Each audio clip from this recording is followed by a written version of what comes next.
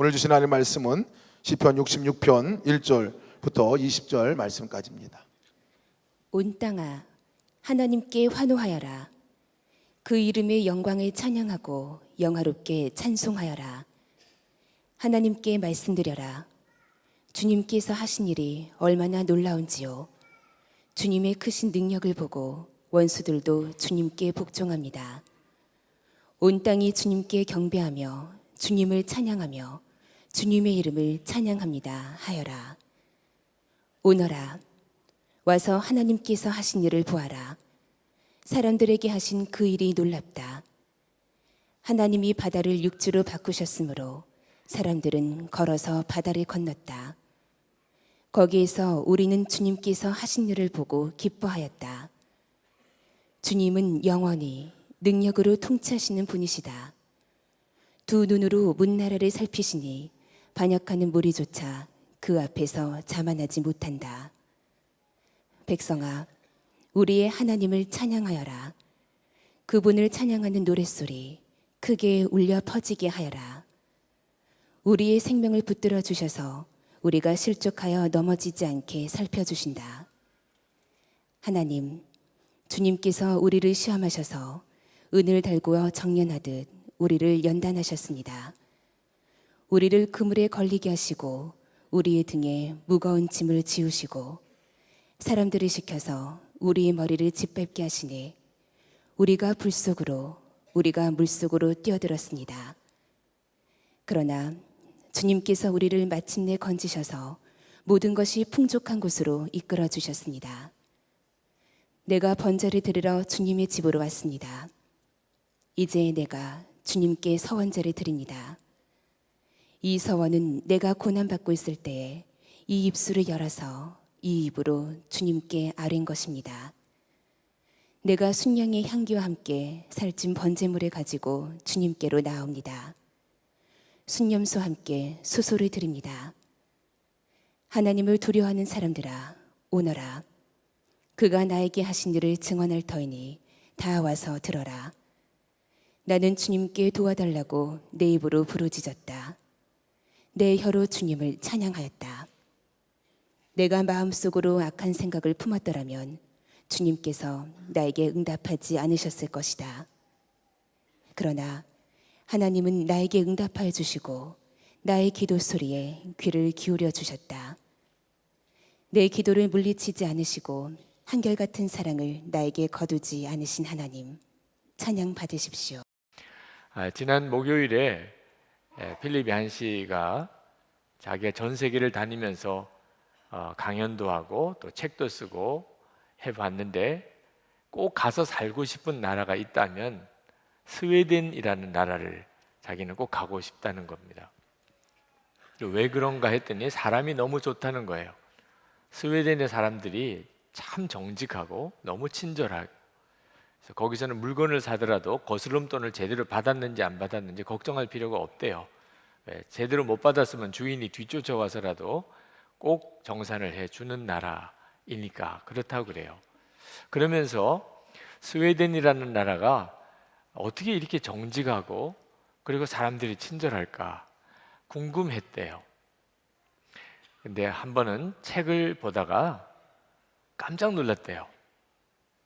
유럽이라는 나라가 전 유럽이 한 200년 가까이 그 유럽에 있는 사람들이 하나님 앞에 늘 드렸던 기도가 있었답니다.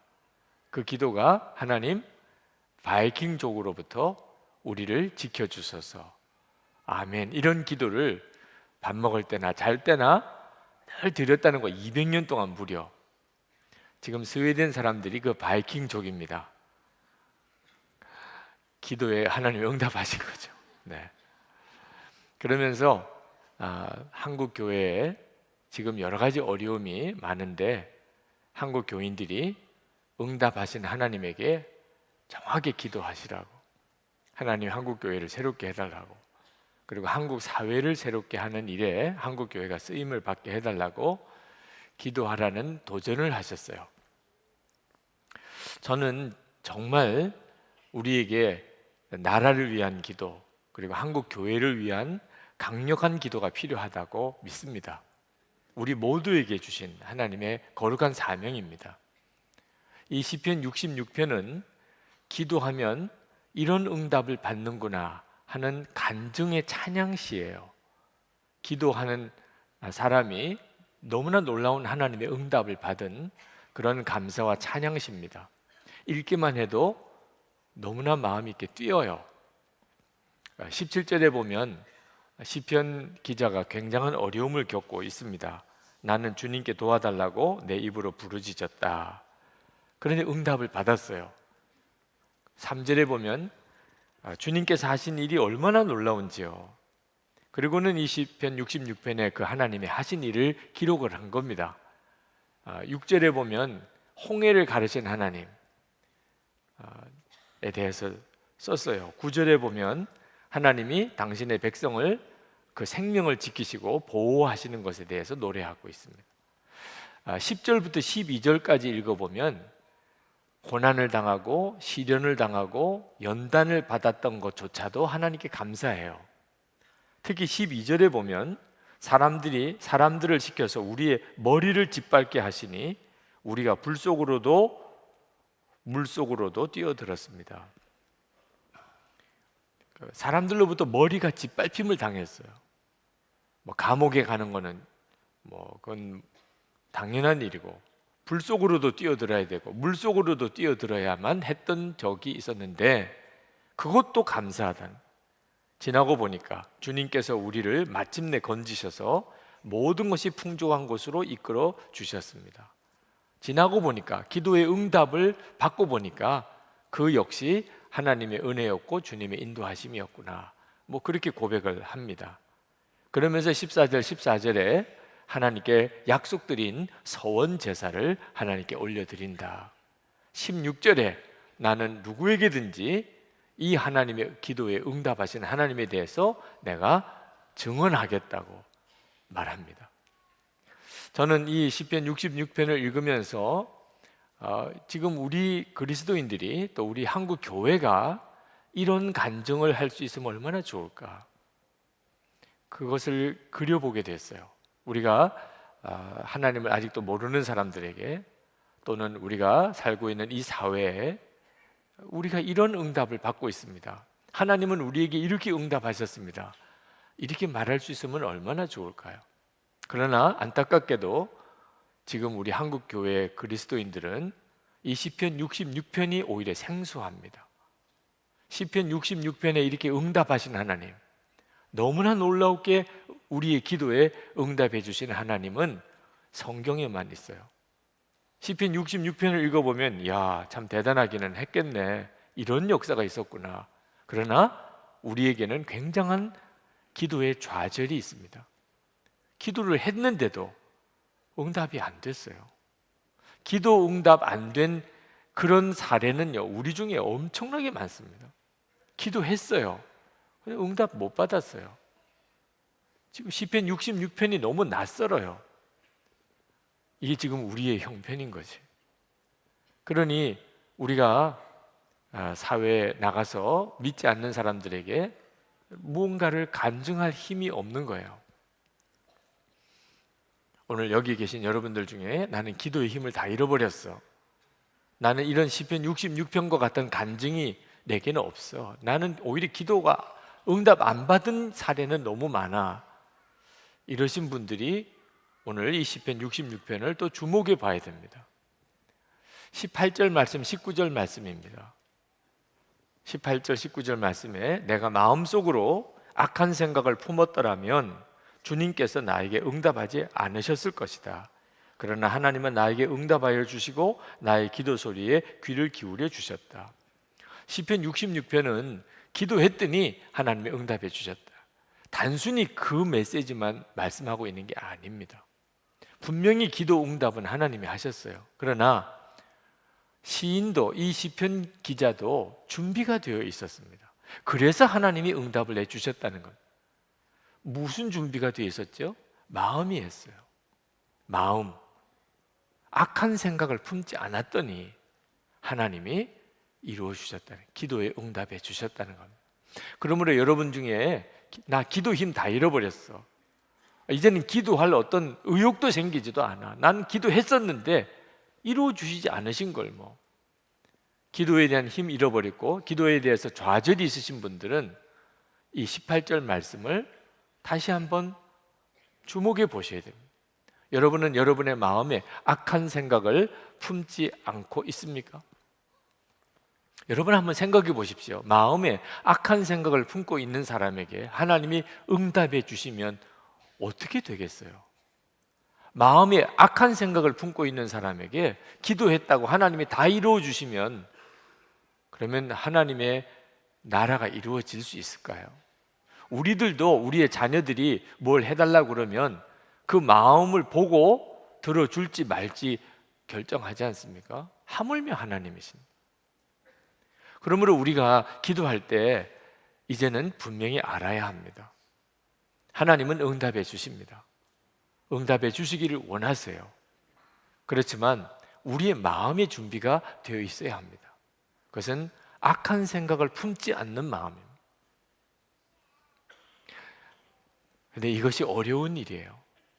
악한 생각을 품지 않고 내가 살 수 있을까? 우리 속에 악한 생각이 계속 일어납니다. 정말 어려운 것이 우리 마음입니다.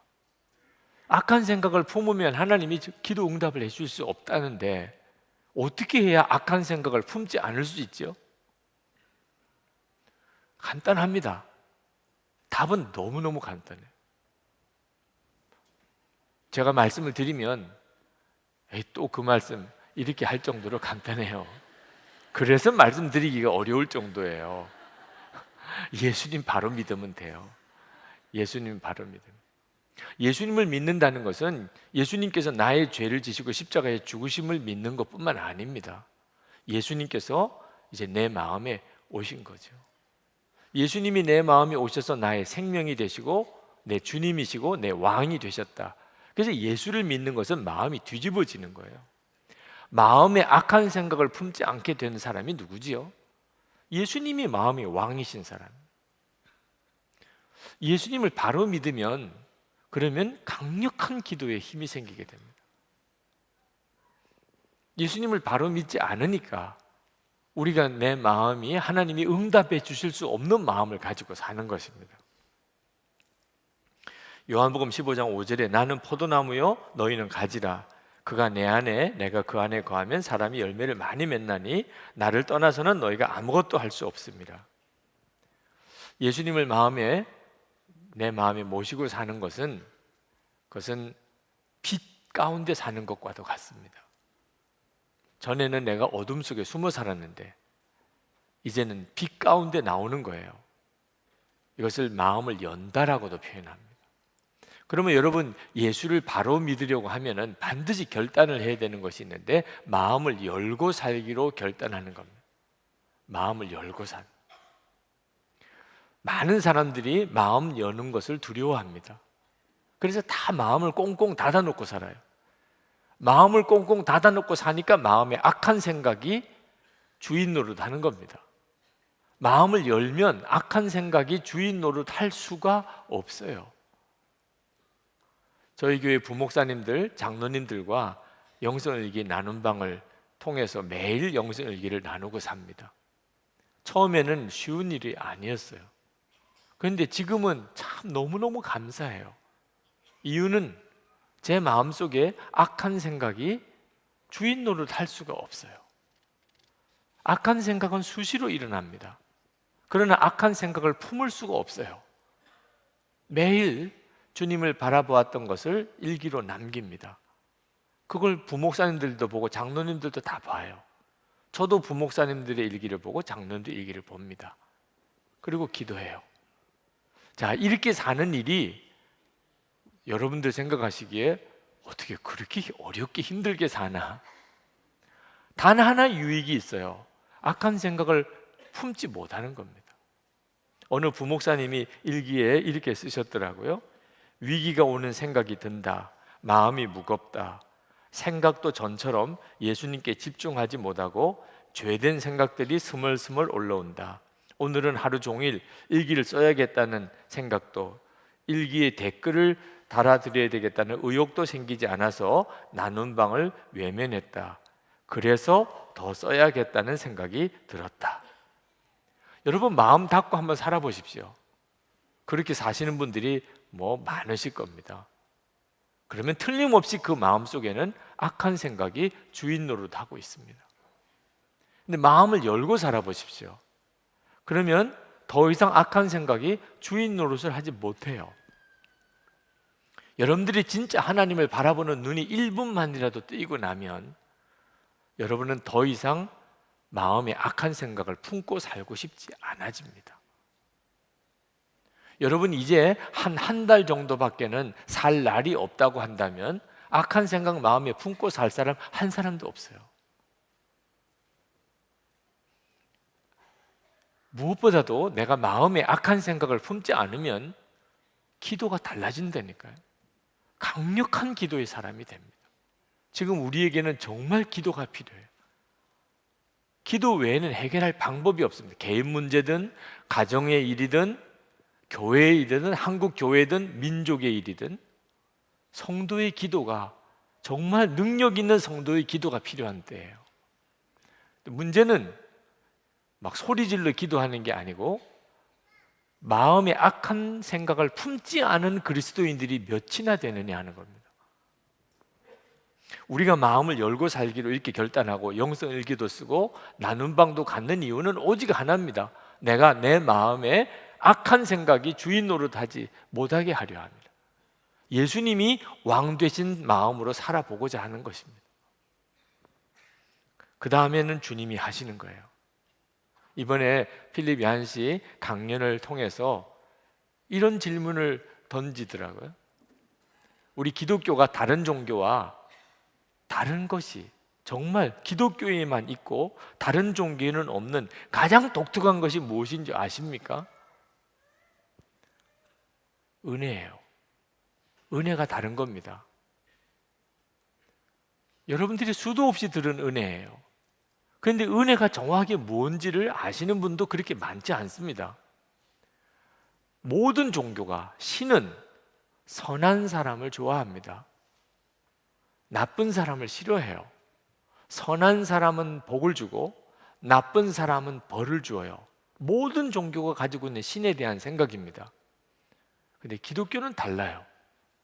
하나님은 나쁜 사람을 사랑하세요. 아마 여러분 중에는 이 말이 언뜻 이해가 안 되는 분도 있을 거예요. 하나님이 나쁜 사람을 사랑하신다. 좀 말이 안 되는 것처럼 보일 수도 있어요. 근데 우리가 그런 은혜를 받은 겁니다. 우리가 아직 죄인 되었을 때, 우리가 착한 사람이었을 때 하나님이 우리를 위해서 독생자를 주신 게 아니고 우리가 아직 죄인 되었을 때 하나님께서 우리를 사랑하셔서 독생자를 주시고 그 예수 그리스도께서 우리를 위해 죽으시고 우리가 구원받은 거예요. 언제 그랬다고요? 우리가 아직 죄인 되었을 때. 이게 은혜예요. 기독교가 다른 종교와 다른 것은 바로 은혜라는 겁니다. 하나님은 나쁜 사람을 사랑하신다는 거예요. 필립 얀시가 한 번은 창녀들이 40여 개국에 있는 창녀들이 모인 모임에서 말씀을 전할 기회가 있었답니다. 근데 말씀을 그냥 전하는 것보다 그들의 말을 들어야 되는 게 먼저일 것 같아서 그분들이 하는 이야기를 들었다는 거예요. 그들이 얼마나 마음 아픈 사연이 있는지, 그들에게 얼마나 고통스러움이 있는지, 얼마나 그들에게 있어서 버림받은 그런 정말 소외감, 버림받은 심정이 얼마나 강한지를 아주 절절히 느낄 수 있었답니다. 그리고는 그들에게 이야기를 했다고 그래요. 하나님이 당신 같은 사람들을 사랑하시는 것을 아십니까? 처음에는 전혀 믿어지지 않는 듯한 표정이 들어요. 하나님이 우리 같은 사람을 사랑하신다고. 그래서 성경 구절을 읽어주었답니다. 마태복음 21장 31절. 예수께서 그들에게 이르시되 내가 진실로 너에게 이르노니 세리와 창녀들이 너희보다 먼저 하나님 나라에 들어가리라. 아주 분명히 창녀들이 바리새인들보다, 경건한 바리새인들보다 먼저 하나님의 나라에 들어가래요. 그들이 그 말씀을 실제로 읽고 깜짝 놀랐어요. 어떻게 이런 하나님이실 수 있냐면, 어떻게 경건한 종교인들이 많은데 우리 같은 창녀가 그들보다 먼저 하나님의 나라에 들어갈 수 있겠는가? 그래서 질문했어요. 어째서 그렇게 하실까요? 하나님은 어떻게 해서 이렇게 하실까요? 아무도 대답을 못 하더래요. 그러다가 불가리아에서 온 어느 창녀 한 사람이 떠듬떠듬 이야기를 하더랍니다. 사람들은 다 위에서 아래로 내려다보는 것으로 삽니다. 다시 말하면 자기보다도 좀 못한 사람들을 보면서 위로받고 사는 것. 저런 사람들도 있는데, 그런데 우리들은 내려다볼 데가 없습니다. 왜? 우리들이 제일 밑바닥에 있으니까요. 가족도 친척도 친구들도 다 나를 창피해합니다. 사람이 가장 밑바닥에 떨어졌을 때 진정으로 은혜를 갈망하게 되지 않겠습니까? 은혜에 대한 가장 놀라운 정의였어요. 가장 밑바닥에 있는 사람이 은혜를 알아요.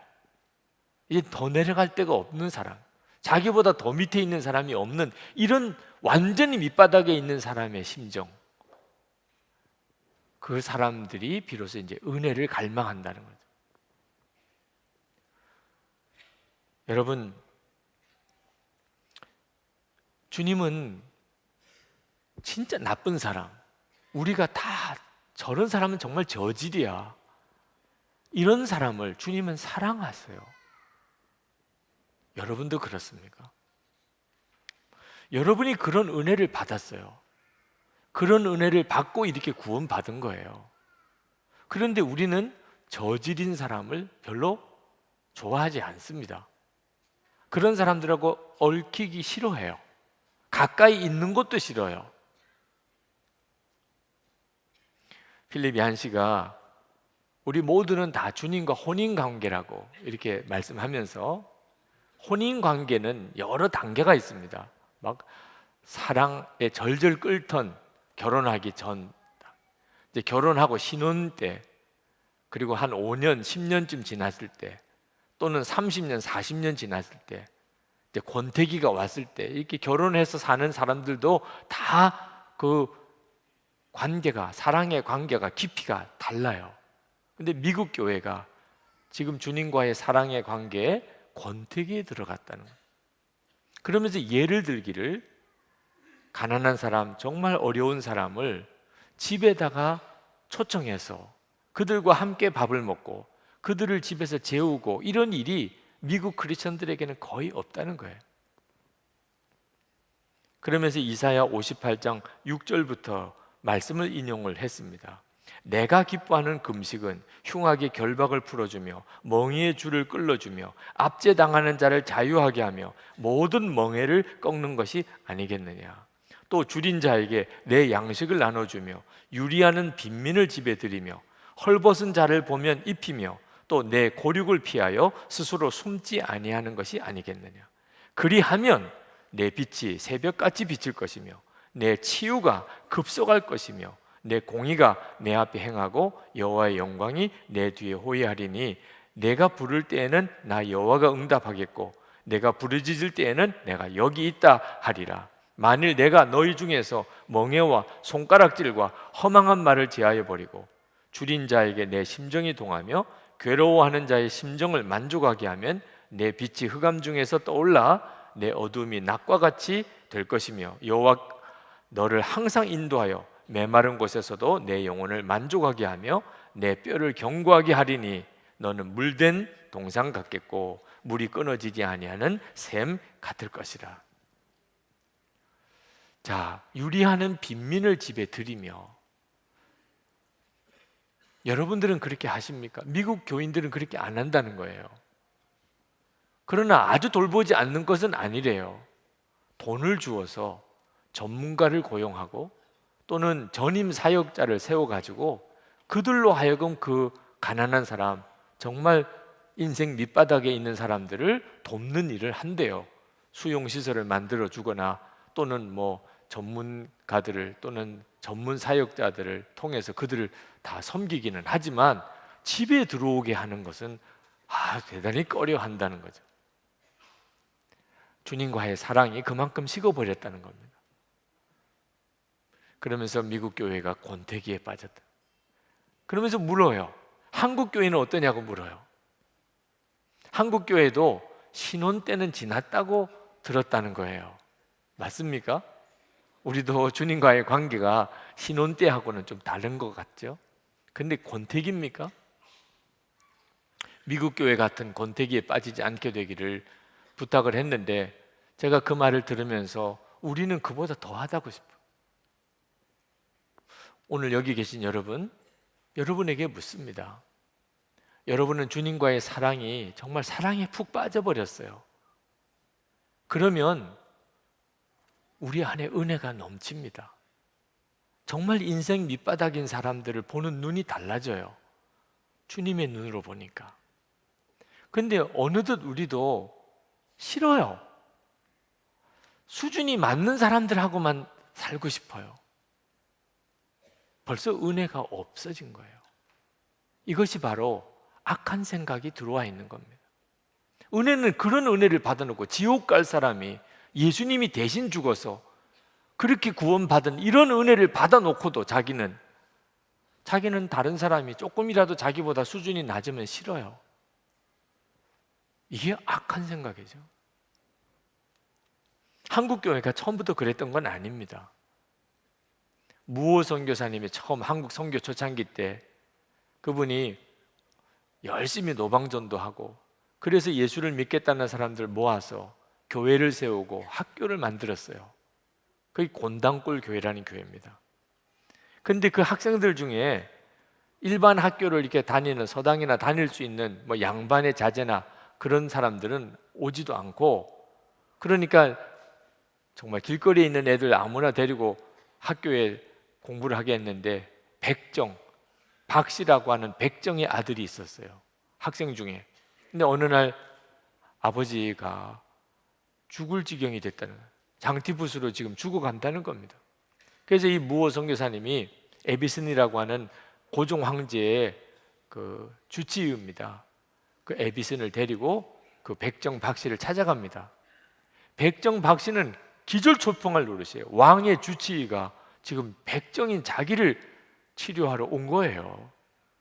정성껏 치료해주고 계속 매일 찾아가고, 그래서 이분이 장티푸스에서 고침을 받습니다. 교회 안 나올 도리가 있겠어요? 교회를 나오게 됐죠. 그리고는 세례를 받았어요. 그리고는 이름을 성춘이라고 하는 이름을 박성춘이 됐죠. 문제는 이제 그 교회 양반들이 문제가 됐어요. 백정하고 같이 예배를 드려야 됩니다. 그래서 무호 선교사님에게 이거는 말도 안 된다. 양반하고 백정하고 어떻게 같이 예배 드려요? 우리 양반을 위한 자리를 따로 마련해라. 무호 선교사님이 예수 그리스도 안에서 신분에 차별이 있을 수 없다고, 안 된다 그랬어요. 양반들이 나갔어요. 그럼 우리 나가겠다 그랬어요. 백정 한 사람을 교인으로 받아들이기 위해서 양반들이 나가버렸어요. 백성춘 이 사람이 어떻겠습니까? 백정들 사이에 전도문이 확 열렸어요. 세상에 이런 데가 다 있다. 그때 당시 조선시대 때 이건 정말 이 상상도 할 수 없는 일이었어요. 그때 당시에 교회는 이랬어요. 그래서 복음의 문이 열린 거예요. 나중에 3년 뒤에 그 양반들이 다시 들어왔어요. 들어와서 교회가 됐지만 여전히 그 교회는 백정교회라고 사람들이 손가락질했어요. 그게 사실은 교회의 영광이었어요. 지금 승동교회입니다. 그 교회의 후신이 지금 승동교회. 이 박성춘의 아들이 나중에 의사가 됩니다. 그리고 연세의과대학 전신에 교수도 했고, 그리고 박성춘은 나중에 승동교회 장로가 됩니다. 백정이었는데 3년 뒤에 왕손인 이재영이라고 하는 왕손이 성동교회 장로로 또 안수를 받습니다. 교회 장로가 한 사람은 백정이었고 한 사람은 왕손이었던 사람이 같이 교회 장로가 되고 백정이 먼저 장로가 된 사람. 한국 교회가 본래 그런 교회였기 때문에 기도의 능력이 있었던 거예요. 하나님께 기도할 때 하나님께서 마음에 악한 생각을 품지 않는 사람들이었기 때문에 한국 교회는 지금까지 이렇게 부흥이 된 거예요. 그런데 지금 우리에게는 기도의 능력이 없어요. 우리에게는 이런 기도의 간증이 없어요. 왜 그랬을까요? 우리 마음이 달라진 거예요. 한국 교회 성도들의 마음이 이 당시와 달라진 거예요. 인생의 밑바닥을 사는 사람들이 선한 목적에 오면 편안한 느낌일까요? 아니면 불편한 느낌일까요? 우리는 그들을 진심으로 환영하는 분위기일까요? 필립 얀시가 미국 교회 이야기를 했지만 그대로 한국 교회 이야기더라고요. 대부분의 교회는 선한 사람들을 위한 편안한 장소가 되기 위해 노력하고 있습니다. 오늘날 교회는 선한 사람이 선한 사람들 앞에서 보다 더 선하게 살라고 말하고 있습니다. 여러분, 우리가 선하게 살려고 하는 것은 절대 나쁜 일이 아닙니다. 그럼 정말 필요하죠. 그러나 선한 사람들끼리만 살려고 하는 것은 악한 생각. 은혜를 받아놓고 우리가 은혜 받아서 이렇게 되어놓고 우리는 창녀들이나 정말 인생의 막장 인생을 사는 사람들, 그런 사람들이 함께 섞여 들어오기가 힘든 분위기를 만들었다면 기도 힘 다 잃어버릴 수밖에 없는. 그러고 기도를 하면 무슨 소용이 있냐면 우리 마음이 악한데 은혜 받아놓고 은혜가 없는데 거기에 무슨 기도가 필요하냐면 하나님이 어떻게 응답해 주실 수 있겠냐 말이에요. 지금 우리에게는 정말 기도가 필요한 때에 있습니다. 기도 응답이 필요합니다. 그러나 하나님이 응답을 해주실까 안 해주실까는 걱정할 필요가 없습니다. 그런데 하나님이 약속하신 거예요. 하나님의 이름이 걸려있는 일입니다. 우리가 진짜 걱정해야 될 일은 우리의 마음이에요. 내 마음에 악한 생각이 없어졌는가?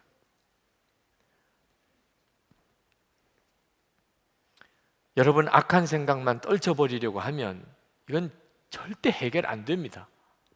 여러분 속에 일어나고 있는 여러 가지 악한 생각들 또는 은혜가 없는 마음을 여러분이 무슨 수로 해결합니까? 그래서 빌립보서 2장 5절에 예수님의 마음을 품으라고 한 겁니다. 그래서 우리가 주 예수님만 바라보려고 하는 것입니다. 나는 죽고 예수로 사는 믿음으로 살려고 하는 것입니다. 요한복음 15장 7절 말씀에 너희가 내 안에 거하고 내 말이 너희 안에 거하면 무엇이든지 원하는 대로 구하라. 그리하면 이루리라. 기도 응답의 열쇠를 말씀하셨어요. 주님의 말씀이 우리 안에 거하면, 주님의 말씀이 우리 안에 거한다는 말은 말씀에 대한 지식을 말하는 게 아닙니다. 말씀이신 주님이 우리 안에 거하는, 우리의 왕이 되시는 거죠.